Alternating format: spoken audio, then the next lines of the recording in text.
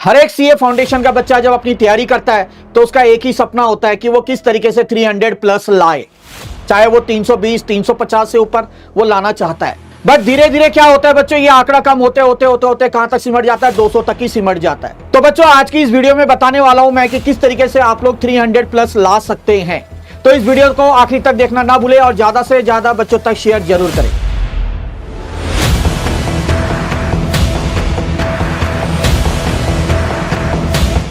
जय श्री श्याम दोस्तों। तो चलिए बच्चों, आज इस वीडियो में हम देखने वाले हैं कि किस तरीके से हम 300 प्लस मार्क्स ला सकते हैं सीए फाउंडेशन में।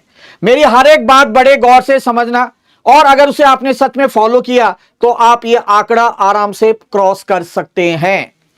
तो बच्चों पहले तो मैं कुछ बेसिक बातें आप लोगों को बताऊंगा। बेसिक बातें मतलब क्या, जब आप अपनी स्टडी स्टार्ट करते हैं सीए फाउंडेशन की तो आपको विशेष करके 3 चीजों का ध्यान रखना है। क्या ध्यान रखना है बच्चों? सबसे पहली चीज है आपकी स्ट्रैटेजी। ठीक है, आपकी स्ट्रैटेजी होनी चाहिए कि आपकी स्ट्रैटेजी किस तरीके से होनी चाहिए, किस तरीके से आपका टाइम टेबल होना चाहिए, किस तरीके से आपकी शेड्यूल होना चाहिए, यह आपको देखना पड़ेगा बच्चों सबसे पहले। ठीक है, ये कुछ बेसिक बातें हैं जो आपको ध्यान में रखना है। दूसरी चीज जो सबसे बड़ी बात है, कंसिस्टेंसी। अब क्या होता है कंसिस्टेंसी, जैसे मान लो कि आपने आज 8 घंटे पढ़े, कल हो जाता है कि 7 घंटे हो गया, अगले दिन 6 घंटे, कम होते होते होते ये 4 घंटे हो जाते हैं। ये बिल्कुल भी नहीं कर रहे हैं। तो बच्चों आप अगर आज से ही 8 घंटा दे रहे हैं तो डेली बेसिस पे आपको 8 आवर्स ही अलॉट करने पड़ेंगे अपने स्टडी के लिए। ठीक है ना, तब जाके आपकी एक कंसिस्टेंसी, प्रॉपर कंसिस्टेंसी मेंटेन होगी और आप एक अच्छा मार्क्स ला सकते हैं। तीसरी चीज क्या है बच्चों? रूटीन। ठीक है, रूटीन मेंटेन करना, रूटीन जरूर मेंटेन करना है। ये नहीं कि जैसे मान लो कि आपने 1 से 4 बजे तक आज ये पढ़ा, कल ये टाइम छोड़ के आप रात को पढ़ रहे हो, कभी अर्ली मॉर्निंग उठ गए। तो एक प्रॉपर रूटीन सेट करिए और उसी रूटीन के अनुसार अपने डेली बेसिस पे जो आप पढ़ाई कर रहे हैं, जो टेस्ट दे रहे हैं, इसको फॉलो करिए बच्चों। तो ये तो थी कुछ 3 बेसिक बातें जो आपको ध्यान में रखनी पड़ेगी, that is strategy, consistency and routine follow up. ये ध्यान रखना है। अब आता हूं बच्चों मैं सब्जेक्ट वाइज आपकी किस तरीके से तैयारी होनी चाहिए, किन बातों पर आपको फोकस करना पड़ेगा। तो एक एक करके मैं डिटेल में आ रहा हूं। सबसे पहले मैं आता हूं बच्चों अकाउंट्स के ऊपर। चलिए देखो, अकाउंट्स एक ऐसा सब्जेक्ट है जो कॉमर्स स्टूडेंट्स हैं वो ऑलरेडी 12th 11th में पढ़े होते हैं, और वही चीज आपको यहां पे सीए फाउंडेशन लेवल में देखने को मिलता है बच्चों, है कि नहीं है? दिक्कत आती है खास करके जो साइंस स्टूडेंट्स हैं। तो बच्चों ओवरऑल अगर मैं बात करूं, क्योंकि यहां पे मैं 300 प्लस की बात कर रहा हूं, तो किस किस चीज पे मेन आपने फोकस करना है यहां पे बच्चों? अकाउंट्स के अंदर सबसे पहले चीज आपने ध्यान रखनी है कि जो आईसीएआई जो मॉड्यूल है, ठीक है, वही आपको फॉलो करना है। बस ध्यान रखना, वही आपकी गीता है, वही कुरान है, वही बाइबल है, सब कुछ वही है। वहीं से क्वेश्चन प्रैक्टिस करना है, चाहे वो इलस्ट्रेशन के हो, चाहे आपके एक्सरसाइज क्वेश्चंस हो। मैक्सिमम क्वेश्चन अगर आप देखेंगे ना, सारे लगभग वहीं से आपको देखने को मिलते हैं। ये चीज आपने ध्यान रखना है बच्चों। दूसरी बात क्या है, अकाउंट्स के अंदर जो सबसे बड़ी बात होती है फॉर्मेट की। ठीक है, फॉर्मेट का आपने ध्यान रखना है बच्चों। आप लोग क्या करते हैं, घर में बस लाइन खींच दी, जहां मर्जी क्रेडिट, जहां डेबिट, कुछ ऐसे ही बना दिया। नहीं, प्रॉपर फॉर्मेट बनाइए ताकि जब आप एग्जामिनेशन में जाए तो आपको टाइम ना लगे, है ना। आपको पता होना चाहिए क्रेडिट कहां है, डेबिट कहां है, कहां क्या आपको लिखना है, सब आपको अच्छे से ये आना चाहिए मेरे बच्चों। तो फॉर्मेटिंग मेंटेन करना है। जब आप घर में क्वेश्चन करने बैठते हैं तो प्रॉपर फॉर्मेट बना के ही क्वेश्चन को सॉल्व करें।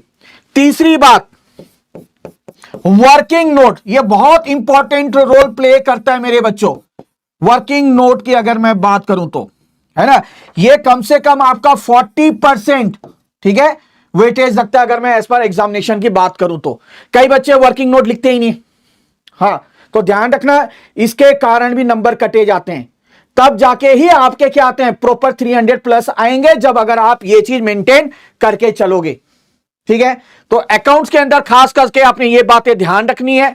और एग्जामिनेशन से पहले कम से कम एटलीस्ट 2 टाइम्स जो है, जो क्वेश्चन जो आपने किए हैं वो आपने क्या करने हैं, 2 टाइम्स रिवाइज करने हैं।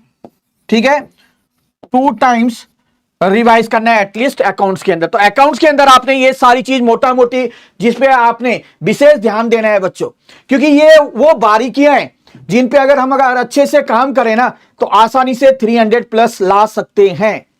अब आते हैं बच्चों हम लॉ के अंदर बच्चों आपने क्या ध्यान रखना है। ये आपका एक ऐसा सब्जेक्ट है मैक्सिमम बच्चों के लिए नया ही है, लगभग सबके लिए नया है, क्या बोलूं, है कि नहीं है। तो यहां पे आपको एफर्ट्स जो है आपकी मेहनत ज्यादा करनी पड़ेगी।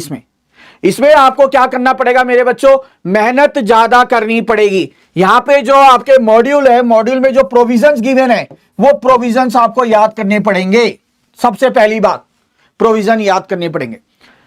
ध्यान रखना है जब आप केस बेस्ड स्टडी क्वेश्चन करते हैं, ज्यादातर मैक्सिमम आप क्वेश्चन देखेंगे केस बेस्ड स्टडी जो क्वेश्चंस होते हैं इसके अंदर, ठीक है, प्रोविजंस, ठीक है, फैक्ट, कंक्लूजन किस तरीके से एक्सप्रेस करना है, किस तरीके से लिखना है, यह चीज आपको एक एक चीज अच्छी तरीके से आनी चाहिए। ठीक है, एक एक चीज अच्छी तरीके से आनी चाहिए।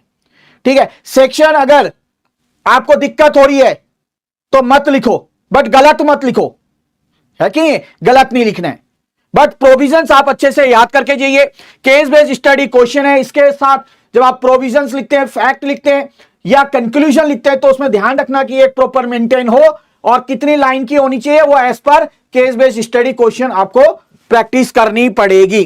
तीसरी चीज खास करके कोशिश करें कि जब भी आप ये कर रहे हैं इनमें राइटिंग प्रैक्टिस जो है ये आपने ध्यान रखना है। लॉ के अंदर मैं बार बार एक ही चीज कहता हूं कि writing practice, writing practice, writing practice, क्योंकि कुछ टेक्निकल वर्ड्स आपको देखने को मिल सकते हैं जो आपको दिक्कत कर सकते हैं। जब आप उसको लिखेंगे तभी एक बार में आपके दिमाग के अंदर वो सेट हो जाएगा। ठीक है, तो ज्यादा से ज्यादा इसमें राइटिंग प्रैक्टिस भी आपने करना है।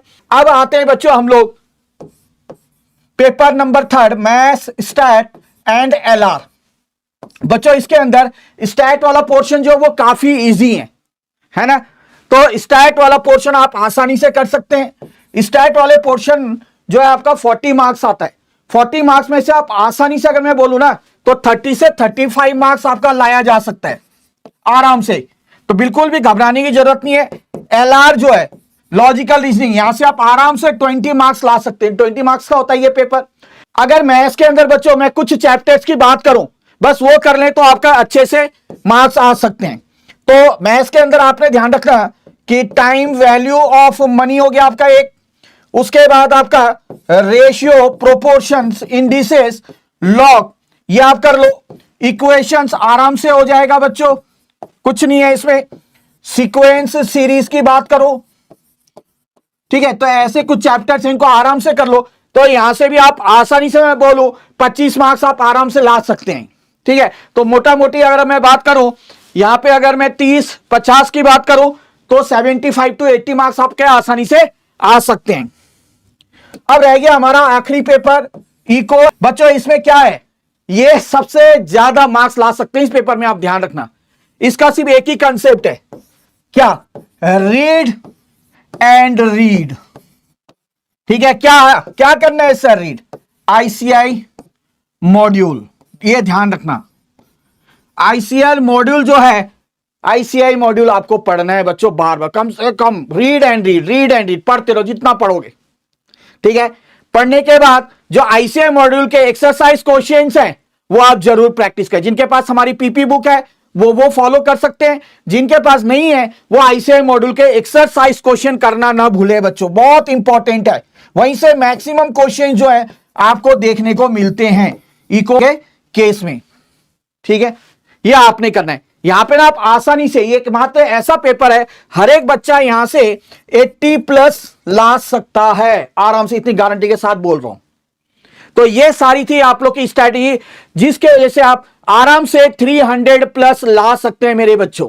तो उम्मीद करता हूं बच्चों ये स्ट्रैटेजी आप फॉलो करेंगे और अपना जो अटेम्प्ट है पहली बार में ही निकालेंगे।